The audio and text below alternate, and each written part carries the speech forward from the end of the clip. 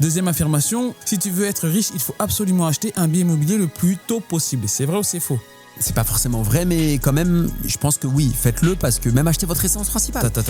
Là, je coupe la discussion. Acheter la résidence principale. Quand tu te balades sur YouTube, sur l'immobilier, on dit qu'il ne faut pas acheter de résidence principale Les pour gens, ils te vivre. vendent une formation. On va dire la vérité ou pas dans le podcast?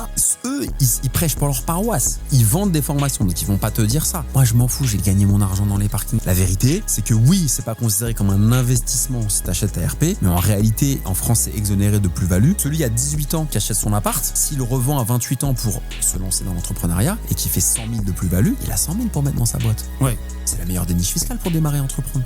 Mais T'as des noms à citer?